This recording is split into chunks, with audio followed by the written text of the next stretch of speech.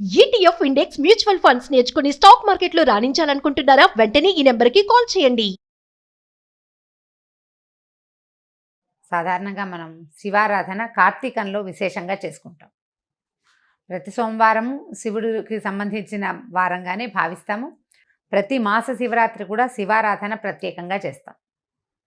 అంటే దేవాలయాల్లో జరుగుతాయి, ఇళ్లలో అలవాటు ఉన్న వాళ్ళు చేస్తారు. మాస శివరాత్రి తప్పకుండా చేస్తాం. మహాశివరాత్రి మహాపర్వదినం మనకి.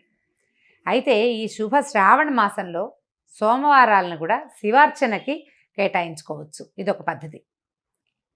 శ్రావణ సోమవారాలు మామూలుగా మనం కార్తీకంలో చేసినంత విశేష శివారాధన కాకపోయినా కూడా, శివారాధన సాధారణమైన శివారాధన అయినా కూడా ఈ శ్రావణంలో చేసుకోవచ్చు. 4 సోమవారాల్లోనూ శివార్చన చేయటం, ప్రత్యేకంగా స్వామిని అర్చించుకోవటము, ఏదైనా శివ సంబంధమైన స్తోత్రం కానీ శ్లోకం కానీ నేర్చుకోదలుచుకున్న వాళ్ళు ఈ రోజున మొదలు పెట్టుకోవచ్చు.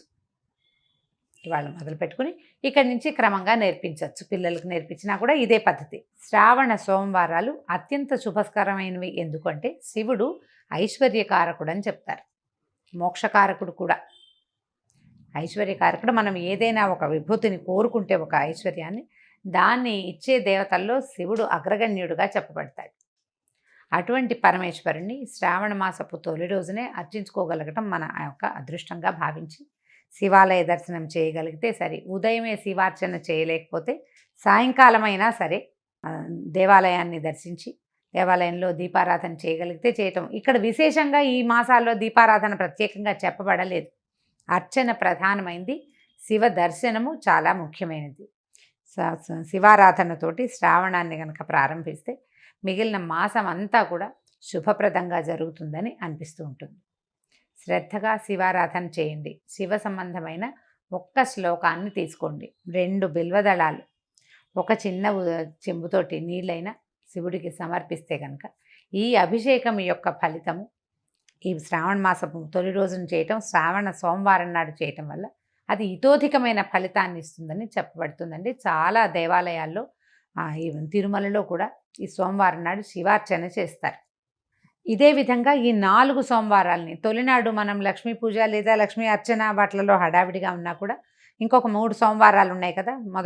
మొదటి రోజు తర్వాత వారం వరుసగా వచ్చేటువంటి 4 సోమవారాల్లోనూ విధిగా శివాలయ దర్శనం చేయటం కూడా లక్ష్మీదేవిని అర్చించిన లాంటి ఫలితాన్నే ఇస్తుంది. ఒకవేళ వ్రతము అది చేసుకోలేని వాళ్ళు, అలవాటు లేని వాళ్ళు శివారాధన చేసుకోవచ్చు. శ్రావణ మాసంలో 4 సోమవారాల్లోనూ దేవాలయ దర్శనం చేయటం, పరమేశ్వరుడికి అభిషేకం చేసిన అభిషేక తీర్థాన్ని తీసుకోవటం, స్వామివారిని నందీశ్వరుడి మీదుగా లింగ స్వరూపాన్ని దర్శనం కనుక చేస్తే విశేషమైన ఫలితం ఇస్తుంది. ఈ రోజుల్లో తీర్థయాత్ర కూడా చాలా ఫలితాన్ని ఇస్తుందని చెప్పబడుతోంది. కానీ మన పరిస్థితులంతా అనుకూలంగా లేవు కాబట్టి సమీపంలో ఉన్న ఏ శివాలయాన్నైనా దర్శించండి. అయితే మనం సాధారణంగా అందరూ చేసేదేనండి, మన ఊళ్ళో ఉన్న గుళ్ళని వాటిని వదిలిపెట్టేస్తాము, ఏదో ఒక గుడి చూస్తాం అంతే. సాధారణంగా యాత్రలకు వెళ్ళాలని భావిస్తాం. అలా కాకుండా మన ఊరిలో మనం అసలు చూడని శివాలయాలు ఏవైనా ఉన్నాయేమో కనుక్కొని అక్కడికి వెళ్ళి దర్శనం చేయండి. అది అమోఘమైన ఫలితాన్ని ఇస్తుంది. మనం ఉన్న ఊళ్ళో ఉన్నటువంటి దేవాలయాల్ని దర్శనం చేయకుండా మనం కాశీ రామేశ్వరం వెళ్ళినా కూడా ఫలితం లభించదు. ఇక్కడది చూడాలి తప్పకుండా. పరిసరాల్లో ఉన్నది శివాలయ దర్శనం చేయాలి. శ్రావణంలో తప్పకుండా ఒక శివాలయ దర్శనాన్నైనా ప్రయత్నం చేసి చూడండి. దీనివల్ల ఐశ్వర్యప్రదుడుగా ఉండేటువంటి పరమేశ్వరుని కటాక్షం తప్పక లభిస్తుంది. ఇప్పుడు మనకి ఆరోగ్య లక్ష్మి లేదు, చాలా అవస్థగా ఉంది. ప్రజల్లో చాలామందికి ధనలక్ష్మి ఇది కూడా లేక బాధపడుతున్న వాళ్ళు ఉన్నారు.